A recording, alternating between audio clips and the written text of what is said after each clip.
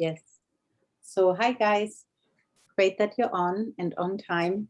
Maxie's going to talk today about social media, but before we let Maxie get started, would you please in the chat box type in one thing that you did last week and that you're proud of?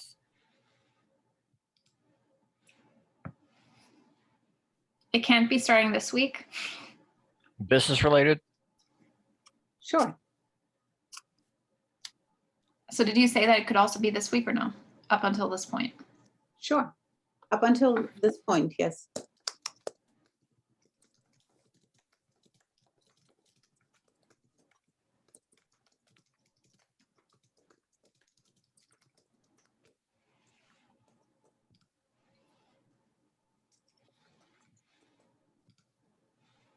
Interesting. So we have doing a good job on follow-up with new people, spoke to 2 potential clients and improved on my follow-up and sent out lots of samples. Great. Awesome. Well, since Maxie's presentation is a little bit longer than I expected, I think she might want to get started right away. Okay, I'm sharing screen. If people could let me know with a thumbs up that they can see it, Yep. that would be great. Thanks. Okay, so today I want to talk about the very basics of social media, and I'm going to be focusing mainly on Facebook and Instagram because these are the 2 most popular social media platforms with the exception of TikTok, but I'm just going to be focusing on Facebook and Instagram with this presentation. So why do we want to even go on Facebook versus Instagram? So let's talk about it real quick. Facebook has 2.8 billion users and Instagram has 1 billion users. And out of those, each 223 million, for example, are based in the US on Facebook, and 56% of those are women. So these are people that are basically available to us that we could be talking to and connecting with. That's a lot of people. So why is social media so important? Well, it allows you to connect with others, no matter where they are in the world, if they are out of reach for you or not. It allows you to share aspects of your life with people who don't get the chance to see you on a regular basis. It allows for people to be inspired by what you do, and they are then again able to share your content with others that you may not know. It also allows for you to have a larger impact since you can also impact people that you don't know, and it creates curiosity for your business as well as brand awareness and recognition. Now, what is the goal of social media? So with social media, your goal is to grow your audience, build a community, attract your tribe, and find potential clients as well as team members, and just generally speaking, like-minded individuals who want to connect with you, as well as connect you with others that they know. And you do, and you do this by giving value. Now, the difference between Facebook and Instagram is important to know so that you can understand why sometimes the content from Facebook will not do as well on Instagram and vice versa. So Facebook is really meant to connect with people that you actually know. So friends, colleagues, things like that. And here it's important that you show glimpses of your personal life. And the focus really is on authenticity versus aesthetically pleasing pictures. Nobody cares if it looks pretty. It's a bonus if it does, but people really just want to know, how are you doing? How are you spending your time? What are you up to since the last time they talked? That is what Facebook is about. Now, Instagram is meant for you to have a more broader reach. So this is really meant to connect you with like-minded individuals, most likely people that you absolutely don't know, as well as people that you know, and for you to build a community, like I said, whether you know them personally or not. So authenticity is still important here. However, because you're engaging and interacting with people that don't know you, it's even more important here to create value-driven content that will allow for them to connect with you. And if it's aesthetically pleasing, that's a plus. Now, when you're looking at posting on Instagram or Facebook, in terms of building up your social media and helping your business, there are 4 different types of posts that are helpful to keep in mind. The first one is to entertain and engage. So these are fun posts. So you want people to engage with these posts so that your content shows up in their timeline again and again and again. So if you find that you have low engagement on your other posts, it may be helpful to put a fun or funny post there next so that you can get that engagement back up again. So these may be funny quotes, memes, things like that. It's also important to have educating and value-driven posts. So this looks like you're adding value to other people in non-Shaklee ways. So you're creating content that drives people to you and makes you an authority in some shape, way, or form. So whether you are a teacher and you're sharing, like, for example, we had discussed this last time, if you're an elementary school teacher or a preschool teacher and you are sharing like arts and crafts projects that kids can do at home, that is creating value and it makes you an authority in that space, but it's not Shaklee related.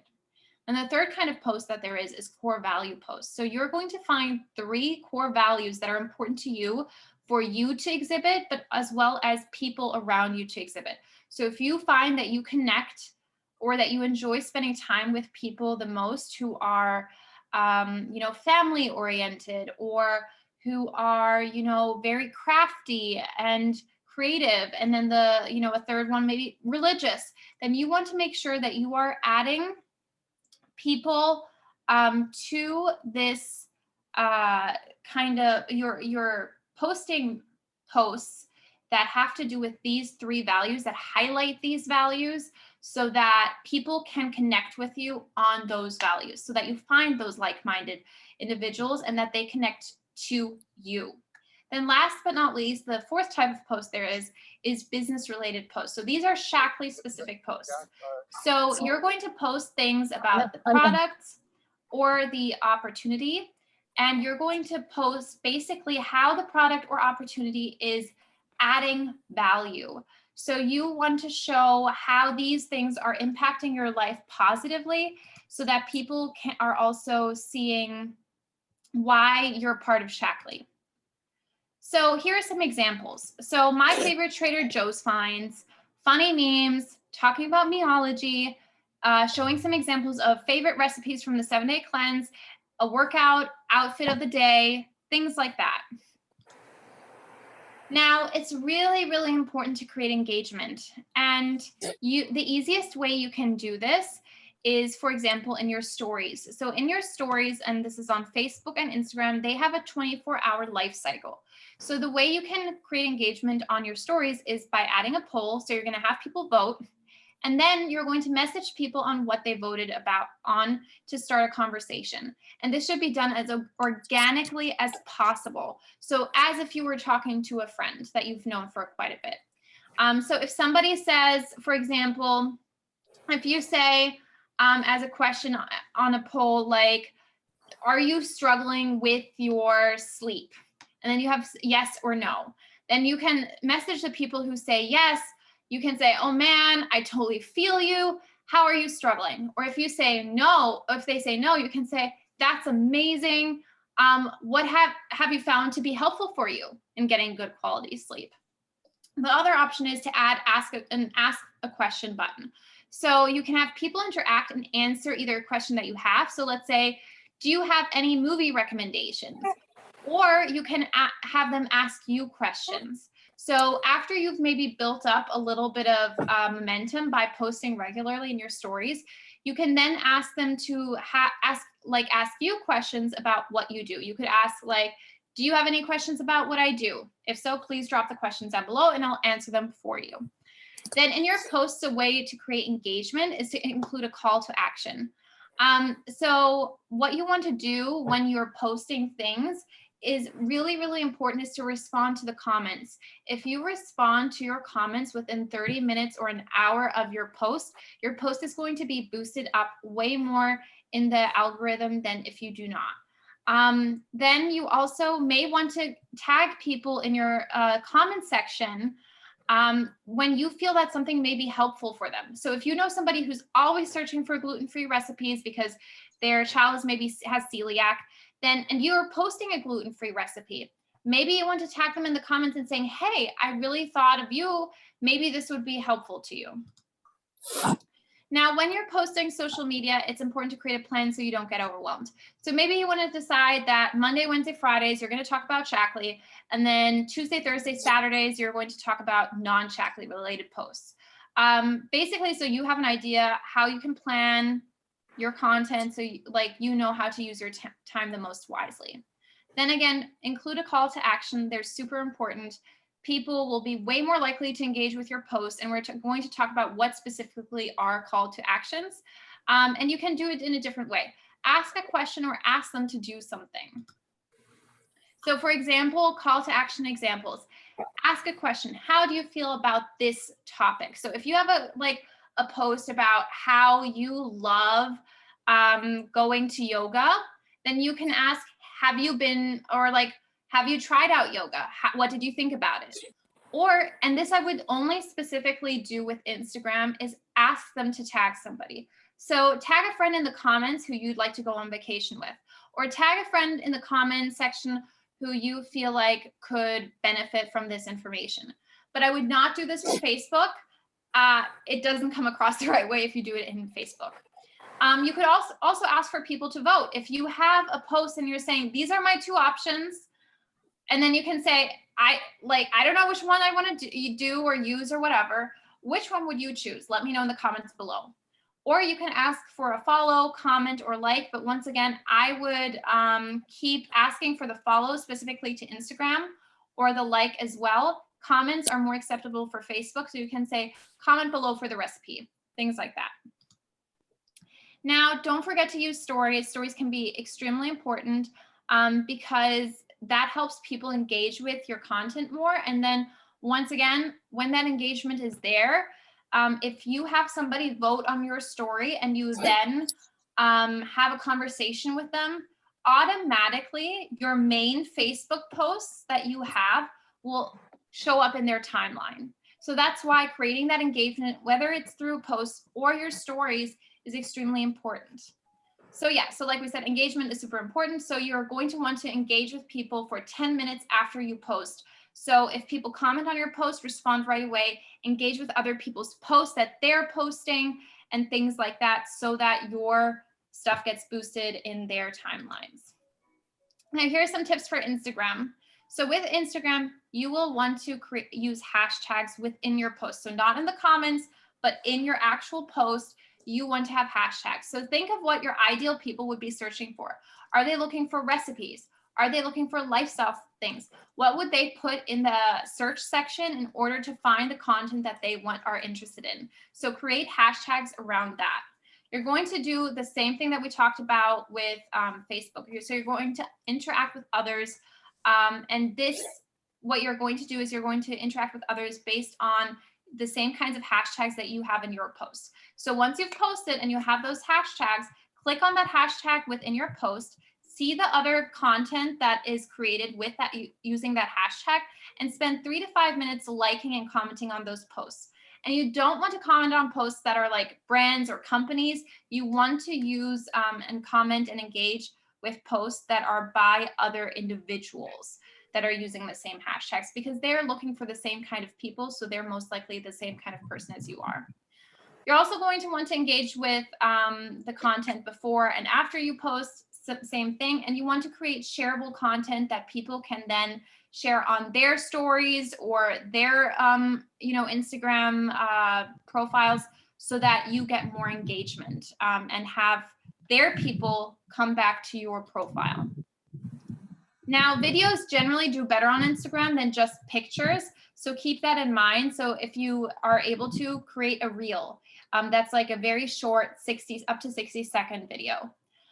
So with hashtags, you want to keep them simple. You can only write them as one word. So if you, as soon as you split, for example, healthy recipe, that won't show up as a hashtag. It'll just show up as hashtag healthy, not hashtag healthy recipe. you're going to want to use between 6 and 30 hashtags. And like I said, you're going to add those hashtags to the caption themselves. Here are some examples. Hashtag mom life, hashtag kid approved, hashtag healthy recipe, all that kind of stuff could be something that could help you find the right people. Now, most importantly with all of this is to stay consistent, because Facebook and Instagram will reward you for posting consistently by having your stuff show up more frequently in people's feeds. Now, here are some great examples of different posts.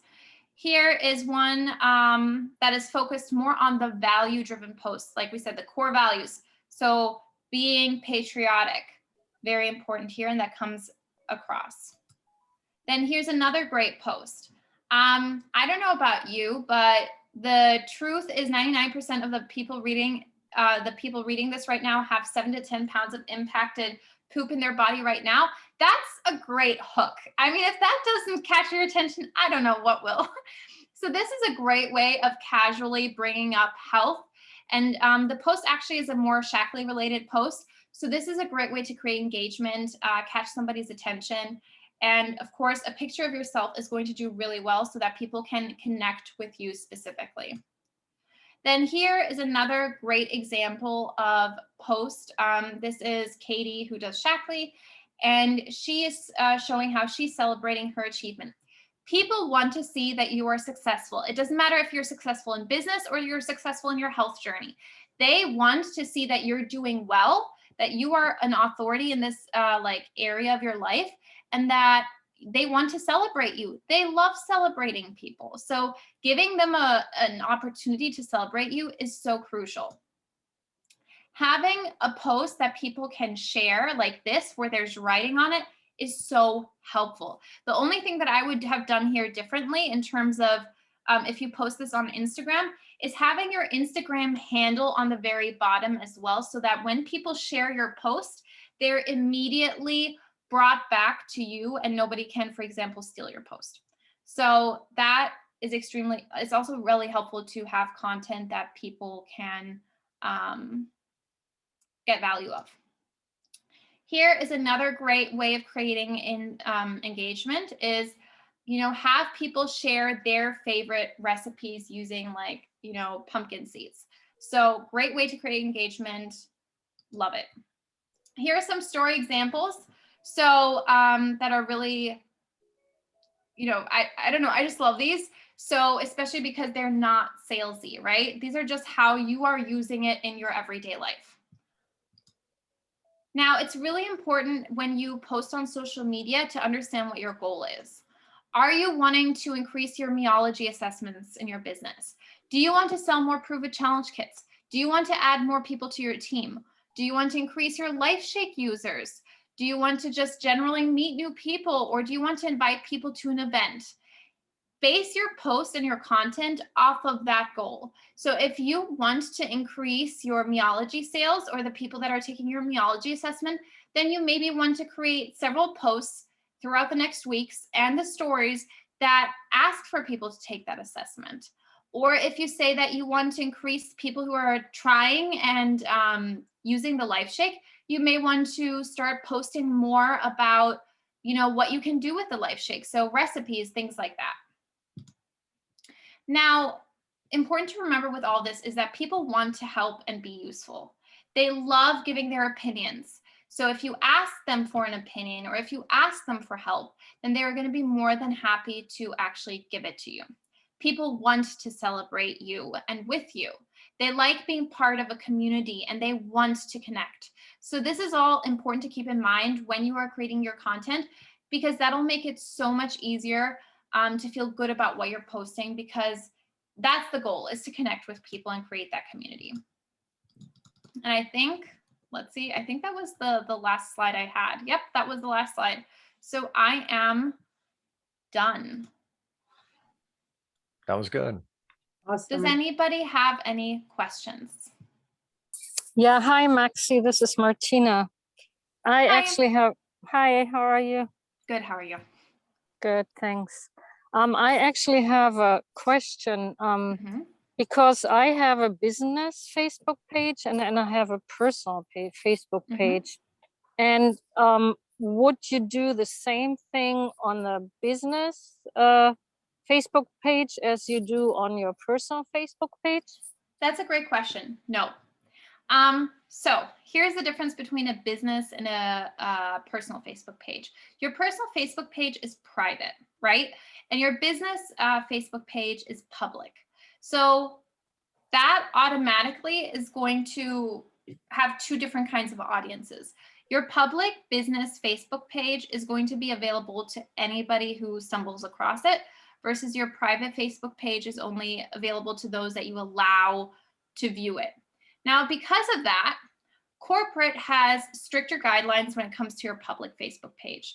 So your public Facebook page, you're limited to what corporate allows, and corporate allows you to only write things in there that are specifically mentioned in Shaklee's tools and resources. So if you see on the bottle what it says there, you can post. If you see, like we have a product sheet and there's like a few tidbits about what this product does, you can post that. However, if you see, for example, we know that with vitamin D levels being higher, your immunity is up and you are less likely to have a severe negative reaction to COVID. You cannot post that, even if it is the truth, because you are then in the eyes of Shaklee, making a claim about what your product can do for others. It does not matter if it's the truth or not, as long as Shaklee doesn't have official literature representing that, you cannot post it on your public page. That does not mean, though, that you cannot post it on your private Facebook personal page. Would I do it? Maybe not in those words, but I would still maybe say, this is what has helped me get through flu season. I feel really strong when I take these things for myself. I've noticed that it's helped me. I don't sniffle as much. I don't have a cough. This has been such a game changer. And I feel so much more comfortable knowing that I'm doing something for my health. That I would feel comfortable with posting on my personal page, but it wouldn't fly based off of corporate standards on your public business page. Great, thanks. I think I have another question, if that's okay. Absolutely. On your personal page, if you post 3 times a week something about Shaklee, how it affects you or how you use it in your life, is it not too much for the audience? Do they want to hear about that the whole time, or? It depends. That's a really good question. It all depends. So, and I forgot to mention, it's also really important that you keep adding to your Facebook friends. So if you know people and you get to meet new people, it's really important to friend request them so that you grow your audience that way. And because you want to make sure that your posts are being seen by the most amount of people that you can. In terms of the posting how many times Shaklee or not, that's why it's so important to also post personal non-Shaklee related content. So you absolutely don't want to spam people. No, that's not the point. But you want to post a good mix of Shaklee and non-Shaklee. People aren't just supposed to fall in love with Shaklee. They're supposed to fall in love with you in the process as well. Because ultimately, they're not just buying from Shaklee, they're buying from you. So they need to learn to trust, know, and like you in order to want to come to you about Shaklee and not look for a different distributor and go to them instead, right? And another way to make sure that that people aren't turned off by your Shaklee posts is to make sure that you're creating content, like I said, that is valuable. And that comes across as if you are talking to a friend or a family member. You do not want to write a sales pitch. It can be sometimes hard to find the right kind of language to get that across. And if you want to run it by me, feel free to, and I'll help you with that. But you want to really just demonstrate that this is something you love and you're sharing it because you love it, not because you're making money of it. If you want to write a post about the money aspect of things, that's perfectly fine. But people should feel that you are sharing Shaklee because you love it and because you want to help others. And that is it. And then how does it compare to like the business Facebook page? Do you post like a lot of personal stuff there on there as well, or would that be more like, you know, product and business oriented postings? You have a ton of great questions. So with your business page, you don't have to be as careful with not being spammy. People know that when they go to your business page to expect business related content. So if you want to post back-to-back business stuff, that is absolutely okay.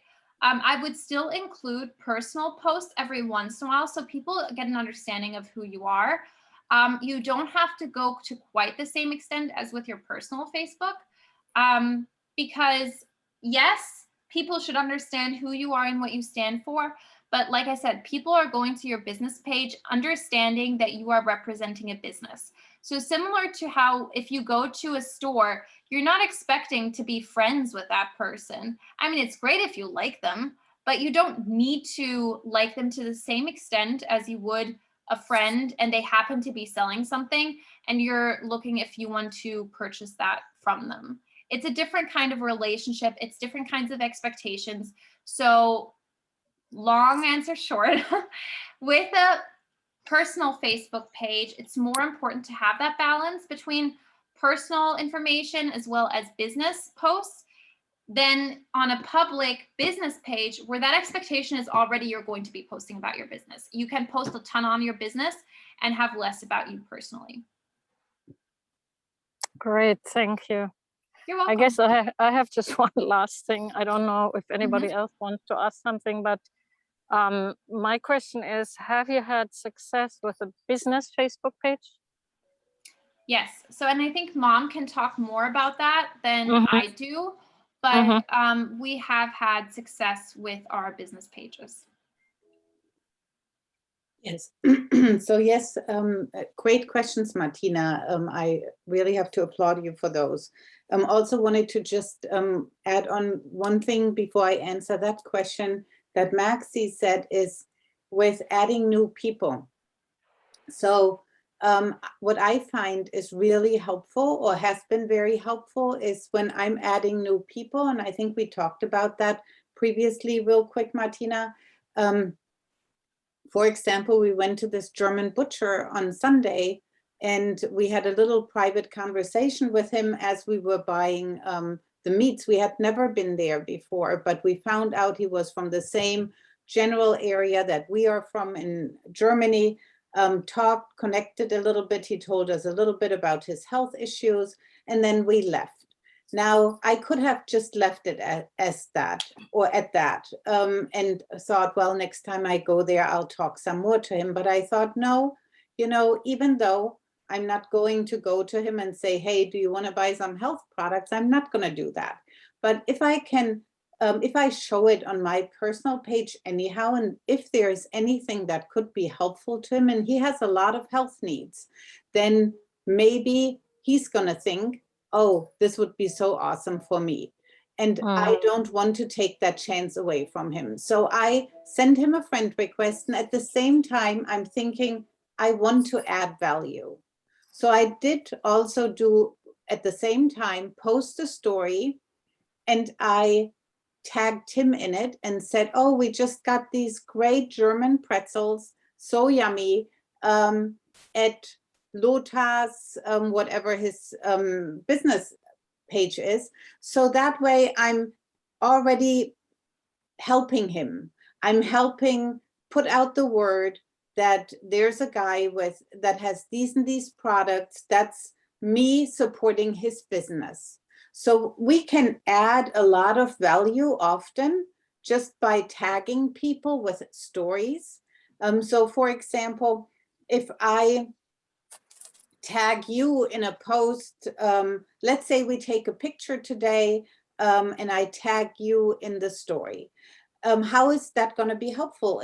And I tag Dad and or Jack and Maxi, and it'll be helpful to all, because then all your friends will see, oh, okay, Martina is really committed. So if I want to purchase some Shaklee, I want to go to Martina because she's committed. She's going to be there for me if I have a question. So that's helping you in that respect and supporting you. So we can use stories in such a way to support others with whatever they need support in. If you buy something from a person, let's say a colleague, and they have a business, and then you tag that colleague and say, oh, I just, I don't know, maybe they fix meals. I just tried this meal from whoever, and it was so yummy. And then you tag that person, then their people will see that you really gave a shout out to that business and that you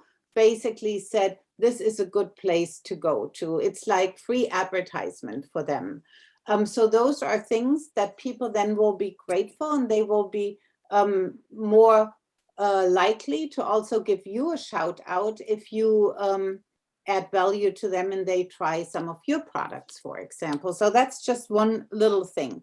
And about business pages, yes, we have had success with our business pages. We found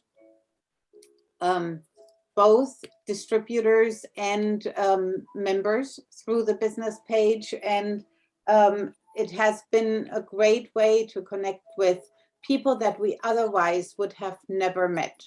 So I can say absolutely, but even with that, consistency is key, and engaging with them in whatever way, shape, or form you can or decide to. People should feel like they're being heard and understood, and that they're not being ignored. And at the same time, it's really important that when you post, that people are able to, at the end of the day, be able to say, I know who Martina is, or I know who Maxi is and what she stands for. That they have an idea and can tell others about you if they had to, introduce you to a friend, that they could do that with the information that you post. And that if they have a question that is maybe health related, or that is, let's say in your case, like also schooling related, that they know I can go to Martina with these kinds of questions. Yeah. So for you, Martina, for example, this huge asset that you have is that you are your profession, your job. So when people see Martina is posting about the kids and what she does, and she's really, really involved, they automatically go, oh, if I have a problem with my child, I feel very comfortable going to Martina because I can tell she really, really cares about children. So I would completely trust her. She's into nutrition, at the same time loves children. I would absolutely trust her asking her about my children's health. So those things are important. And what Maxi has said too is, and I wanted to get back to that because I'm not sure how clear that was. And I know Jack and I have talked about that before too, is the verbiage, like Maxi said on, and I think you asked if it's too much if one posts like 3 times a week. I guess it depends on how often you post other things. So if you only post 3 times a week Shaklee and nothing in between, it would most definitely be too much. But if you have a lot of other posts about whatever is important to you in between, and it's a good mix, then no, that would be just fine. But also, one thing Maxi said is very important that I'm finding is the talking to people as if you spoke to them. So I, for example, will not write things like, this, just as an example, this is the toner and skincare line I am using. It's from Shaklee, it's Youth, and it's the greatest thing I've ever used. And if you want to buy it too, let me know. So this is not the kind of post I would write, but I want to share things that are very specific. So I will say like, hey guys, I may just be rambling on a bit, but I just got to share with you. I am so excited about the results I've seen, the first time ever in 27 years, Jack gave me a compliment on my skin and it took youth for me to get it. Something like that, that they can go like, oh, wow, I understand. And also it's a very, really, I'm talking as if I'm talking to them across the table. And one can also say things like, you guys may not want to hear this, but I'm going to have to rave about this cleaner. I've been using it for 7 years, and I am so grateful that I'm saving so much money because this bottle has lasted me 7 years, or something that nature, that is just very authentic, and they don't feel like we are wanting to sell something, but we're just sharing something with a friend. So, and that's why recipes can be so helpful, because it's a very easy way you can post about Shaklee without coming across as salesy.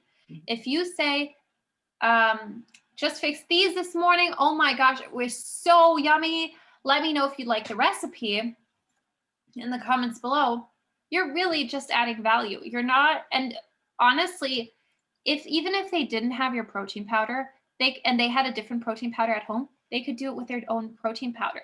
I know that's something that Mom and I offer, is a sample of our protein powder if somebody that's not from Shaklee would like the recipe. And that gives you another opportunity to talk with someone, give them a sample, and maybe something will come of it. And maybe if they have a different protein powder and they're like, no, I don't want that sample, that's fine. They can try it. But if it tastes terrible, then they know it's protein powder specific. And, you can ask them to get back to you and tell them how it was. And you can follow up with them. Oh, did you get a chance to try the recipe? How did it go? And if they say, oh, it was disgusting, then you can be like, well, would you like to try it with like a sample of my protein powder? And then you have another opportunity to make a difference there. So basically, with social media, you have so many opportunities that you can create for yourself, but it can't be done if they don't know, like, and trust you. If they don't know what you stand for, if they don't know who you are, what your values are, if they don't like you, and if you're constantly salesy on your personal page, then you're basically breaking whatever trust you have with these people. And so it can be quite important to make sure that your wording is right. You're not going to be perfect at it in the beginning, and that's okay. Yes.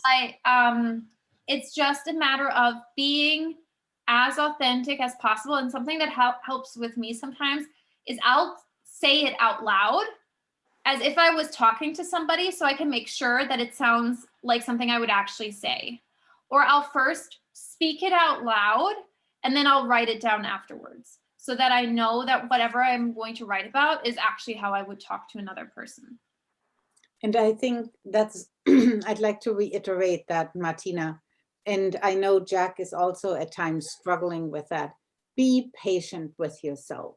It really takes some time and a lot of trial and error to find your specific voice, to find the way that you feel comfortable in presenting yourself in front of your friends.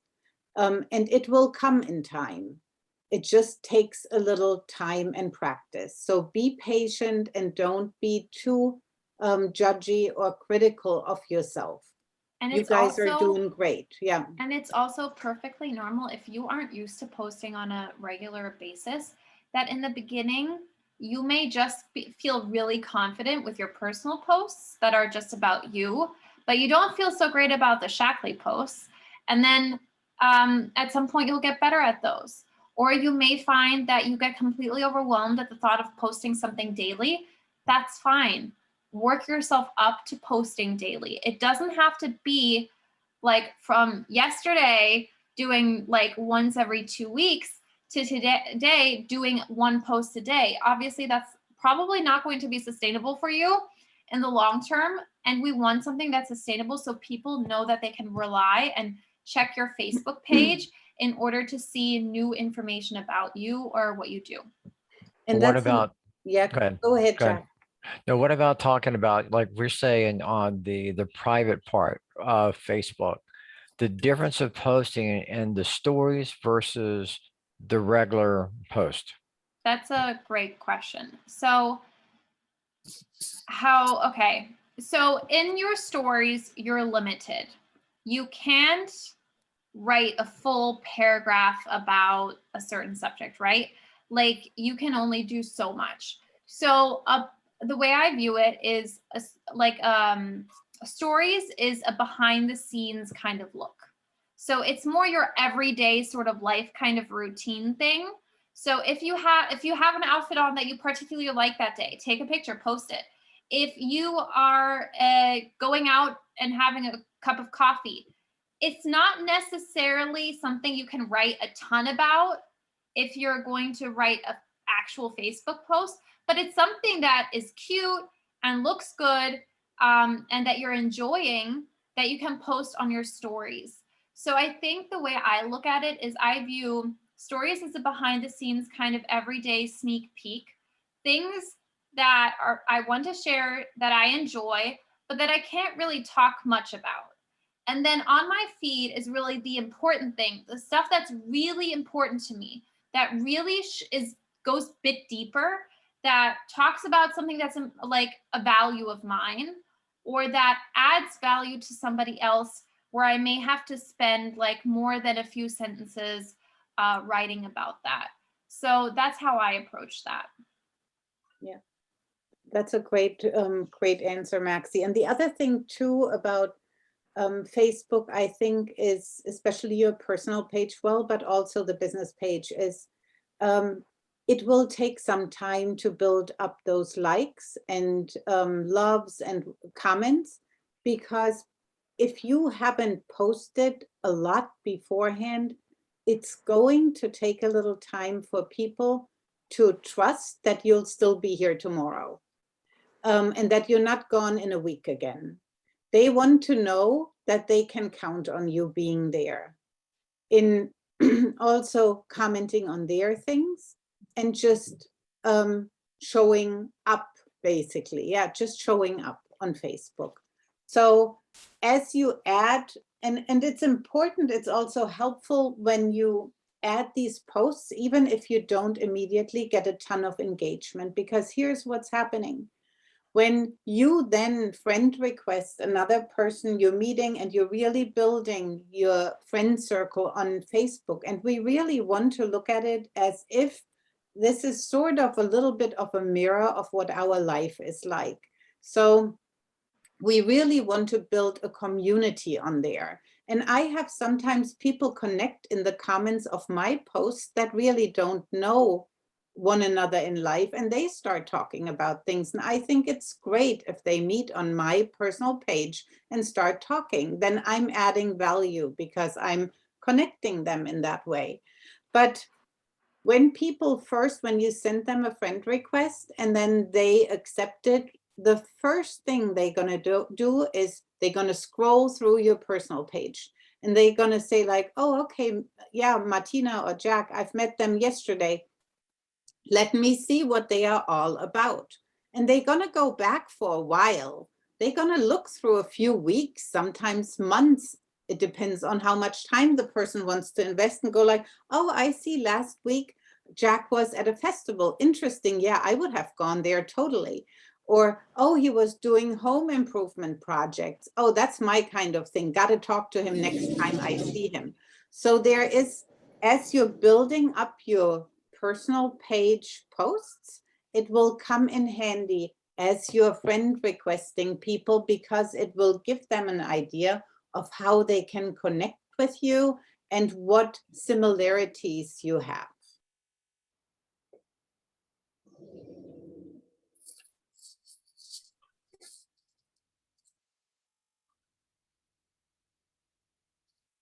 Did anybody have any other questions or comments? We're at the end of our call. We will be starting to post those on YouTube afterwards. And also we will be talking more about the challenge group next week. Maxi and I are in the process of creating a page for that. So once again, feel free to invite. We are starting, for those who are interested, a healthy cleanse on November 1, and then the Shake It Off program on November 8, so that people who would like to just do the healthy cleanse can do just the healthy cleanse. The ones who want to go a little bit longer and maybe lose some weight or get a bit healthier or have less work with cooking can add those 2 weeks to it with a Shake It Off bundle. Or if somebody just wants to do the Shake It Off bundle because they are not into eating a ton of vegetables and fruits and it's just too much of a change for them, or it's not a good time, then they can just do the Shake It Off bundle. We'll be done with that shortly before Thanksgiving. And then we'll offer that again in December to go until shortly before Christmas, so that people will have still a way to be healthy and make it through that whole holiday season without major setbacks.